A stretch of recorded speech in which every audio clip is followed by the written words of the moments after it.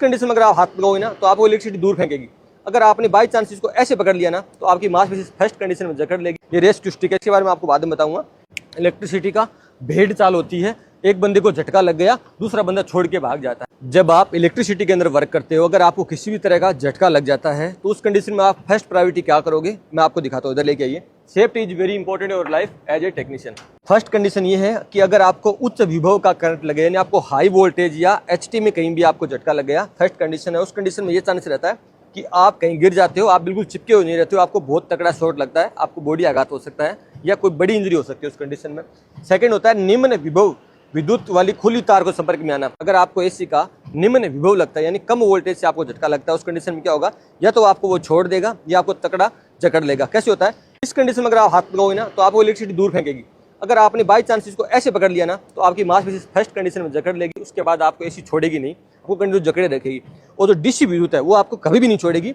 DC में आपको continue झटका लगता ही रहेगा, आप नहीं बच पाओगे जब तक आप सप्लाई को नहीं काट देते या फिर आपकी बॉडी में जो ब्लड है वो जीरो ना हो जाए, पूरी बॉडी सूख ना जाए। समझिए बात को। एसी विद्युत है ना, उसको कभी छूना भी मौका भी पड़ जाए ना कि चेक करते हैं, ऐसे चेक नहीं करना चाहिए, ऐसे चेक करना चाहिए तो आपको दूर फेंकेगी। अगर ऐसे ऐसे चेक कर लिया ना ऐसे, तो मांसपेशी सिंगल टाइम में जकड़ लेगी ना, वो आपको कभी भी नहीं छोड़ेगी। तो सेकंड जो कंडीशन रहती है ना, वो कोई निम्न विभव का तार हो, कोई कम वोल्टेज के वायर को छूते हो, झटका लगता है और आप कंटिन्यू ऐसे ऐसे आपने देखा होगा, कभी झटका लग रहा है उस बंदे को, आपने ऐसा महसूस किया होगा। करे क्या, फर्स्ट प्रायोरिटी क्या बनती है, देखो चलो किसी बंदे को मान के चलिए, जैसे ये बंदा है, इसको इलेक्ट्रिसिटी का ये तार है जो कंटिन्यू लगा हुआ है, उस कंडीशन में क्या किया इसने, फर्स्ट कंडीशन में अपने आप को ये इसने इंसुलेटेड किया, लकड़ी के गट्टे पे खड़ा हुआ।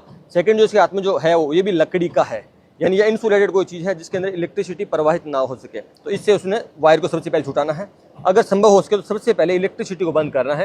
अगर आपको नहीं पता है कि यार इलेक्ट्रिसिटी कहाँ से है, आप भागते दौड़ते फिरोगे, इसका मेन स्विच कहाँ है, उस कंडीशन में आपको कोई भी जो लकड़ी का सेपरेट है उस पर खड़ा हो जाना है, या उस कंडीशन में आपको कोई लकड़ी का डंडा या कोई छड़ लेनी है जो इंसुलेटेड हो, या कोई इस प्रकार का हो। जो है ना, मेरे पास अभी जो स्टिक है ये रेस्क्यू स्टिक है, इसके बारे में आपको बाद में बताऊंगा। तो आपको कुछ भी करने की जरूरत नहीं है, आपको सीधे उसकी बॉडी के साथ डालना है और उसको आपको सेपरेट कर लेना है।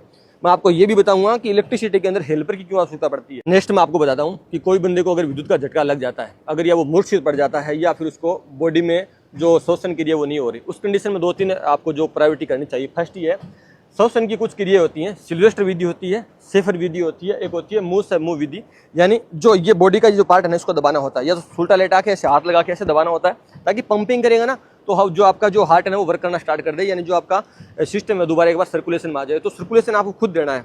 हाई वोल्टेज के दौरान क्या होता है, ये पूरा सिस्टम जकड़ जाता है, पूरा जो सिस्टम है जो ब्लड पे चलता है, खून पे चलता है, और हाई इलेक्ट्रिसिटी की वजह से क्या होता है, आपके जो ब्लड प्रोसेस है वो पूरा बंद हो जाता है या कहीं ना कहीं उसमें ब्लॉकेज पड़ जाते हैं। उस सिचुएशन में आपको क्या करना है, बंदर को सीधा लेटा दिया और आसपास का वातावरण वो पूरा साफ होना चाहिए। सीधा लेटाने के बाद उसको दोनों हाथ यहाँ पे रखे और उसको कंटिन्यू पुश करना है। आपको कुछ भी नहीं आ रहा था, उसको छाती को दबाते रहो, बस छाती को दबाते रहो। और जिस स्थान पे उसके छाले पड़े हों, अगर वो विद्युत से कहीं भी जला हो, उस कंडीशन में वहाँ पे सूती कपड़ा रखना होता है और उसको दूरी बना के रखना होता है। उसको मतलब कोई भी प्रकार का गर्म या ठंडा पेय पदार्थ नहीं देना होता है। कुछ लोग कहते हैं कि गर्म देना चाहिए, कुछ बोलते हैं ठंडा देना चाहिए। एक्चुअल टाइम के अंदर जस्ट तो कुछ नहीं देना चाहिए, कुछ टाइम के बाद हल्का गर्म देना चाहिए, ठंडा नहीं देना चाहिए, ताकि ब्लड सर्कुलेशन है वो बढ़े यानी कम ना हो। नेक्स्ट प्रोसेस क्या है, इसके अंदर इसको उल्टा लेटाओ, उल्टा लेटा के पंपिंग करो, यहाँ पे हाथ रखिए, यहाँ पे पंपिंग करेगा तो भी बंदे का जो ये जो हमारा पिंजरा होता है ना, इसको ऐसे दबाएंगे तो दोबारा जो हवा का सर्कुलेशन है ना बॉडी में वो होना स्टार्ट हो जाएगा। ऐसी प्रोसेस रहती है कि बहुत तकड़े आघात के बाद अच्छे जो दोस्त होते हैं इलेक्ट्रिसिटी में साथ वाले, जिसको अच्छी खासी नॉलेज होती है, वो अपने फ्रेंड को बचा लेते हैं। और कुछ लोग काम करते हैं ना, इलेक्ट्रिसिटी का भेड़ चाल होती है, एक बंदे को झटका लग गया, दूसरा बंदा छोड़ के भाग जाता है। ऐसा कभी नहीं करना चाहिए। अगर ऐसा आपको साथ कोई लगे कि बंदा है, उसको आपको छोड़ देना चाहिए। मैं आपको एक रियल में किस्सा शेयर करता हूँ। मेरा एक उस्ताद था, ये बहुत 8 साल पुरानी बात है, 7 से 8 साल पुरानी बात है। हम दोनों लोग काम कर रहे थे, सर्दियों का टाइम था। उस कंडीशन में हुआ क्या कि जो वायर होते हैं ना, जो एल्यूमिनियम आर्मेड वायर है, वो बहुत ज़्यादा जकड़े हुए होते हैं, बहुत में टाइट होते हैं। ऐसे नया प्रोजेक्ट था।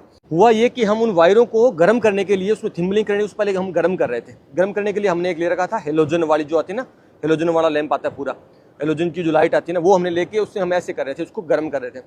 तो वो जो हेलोजन लाइट थी वो मतलब कहीं से लीक थी, तो उसको जो एक वायर था वो सिंगल फेज की थी, वो वायर उसको लग गया उसकी बॉडी को, और वो बॉडी को उसने ऐसे जकड़ रखा था। तो वो उसको जैसे हेलोजन से घुमा रहा था, उसने तुरंत से हाथ ऐसे किया, मुझे तुरंत आइडिया लग गया, एट ए सेकेंड की झटका लग रहा है। मतलब उसने ऐसे आवाज़ है, कुछ नहीं है, ऐसे हेलोजन घुमा रखा था और जैसे तुरंत ऐसे किया तो तुरंत करने के बाद मैंने तुरंत उसका सप्लाई बंद कर दिया। बंद करने के बाद उनको पूछा क्या हुआ, उन्होंने बोला यार थोड़ा हल्का झटका लगा, हल्की ऐसे उनकी जो त्वचा है, चमड़ी है, वो भी हल्की जल गई थी। मैं आपको रियल एस्टेट शेयर करता हूँ, इलेक्ट्रिसिटी में काम करते हो, अगर आपका जो हेल्पर है बहुत ज़्यादा सुस्त है या आपका कोई साथ वाला बहुत ज़्यादा सुस्त है, उसको एक्टिव रखिए। एक्टिवनेस बहुत जरूरी है, वो पलक झपकते ही जान चली जाती है। ठीक है, नेक्स्ट मैं आपको लेके चलता हूँ। बस इसमें ये था, और इसको कुछ शोषण के लिए कुछ विधियाँ हैं, और नेक्स्ट स्टेप रहता है कि उसको तुरंत हो सके तो हॉस्पिटल ले जाओ। अगर वो ठीक भी हो गया, अच्छे से उसको शोषण क्रिया आने लगी ना, उसके बाद उसका ECG कराओ, हॉस्पिटल ले जाओ, उसका प्रॉपर चेकअप कराओ। हो सकता है कि अभी भी उसमें कोई भी ब्लॉकेज पड़ गए या कोई प्रकार की प्रॉब्लम हो जो उसको आगे जाके ऐसी दिक्कतों का सामना करना पड़े। और जो आप इस स्टिक की बात करो ना, मैं ये वाली जो स्टिक है, ये जो इम्पैक्ट स्टिक है, ये जो मुख्य जो इसका वर्क है ना, ये है अपने सेफ्टी के लिए, यानी इसको सेफ्टी हुक बोला जाता है। ये वाली जो है 6 feet fibre glass hot stick है। तो जो कोई बंदा काम कर, जैसे यहाँ पे कोई बंदा काम करता है, जो मैंने आपको बताया था, उस कंडीशन में उस बंदे को रेस्क्यू करने के लिए होता है। जैसे उसमें ऐसे डाल के जैसे मेरे को लगा कि यार इसको झटका लग रहा है, आघात पहुंच रहा है ना, साथ वाले को तुरंत पता लग जाता है, तुरंत स्टिक को डाला, पीछे खींचा, इससे बंदा बच जाता है।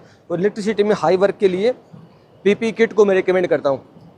कुछ ऐसे बोल देंगे कि आपने तो PP किट पहन रखी। PP किट आती है 2 से 3 लाख रुपए की अच्छी कंडीशन की, जो HT में काम करते हैं वहाँ पे लोग प्रोवाइड करवाते हैं। सिंपली इतनी जरूरत नहीं होती, अच्छा खासा इंसुलेटेड जूता हो और हैंड ग्लव हो। हैंड ग्लव्स मैंने आपको सजेशन किया हो 33 kV वाले वो हो, और एक जो PP मास्क आता है वो तो नॉर्मली होना चाहिए। तो ये कुछ चीज़ें आपको रखनी चाहिए। इलेक्ट्रिसिटी का काम करना और एक प्लायर पेचेस खरीदना अलग बात है, सेफ्टी के साथ वर्क करना एक जो प्रॉपर टेक्नीशियन की पहचान है। तो उस बातों में आपको ध्यान देना है। बाकी आपको ट्यूशन टेक को फॉलो कर लेना, ताकि आपको सारे जितने भी सजेशन वीडियो वो आपको टाइम टू टाइम मिलते रहे, आपके इंटरव्यू के पूरी वीडियो आपको मिलते रहे, आपको जॉब कैसे कहाँ कब करनी चाहिए वो भी आपको मिलते रहे। इसलिए फॉलो कर लीजिए। मिलते हैं नेक्स्ट वीडियो में नेक्स्ट टाइम।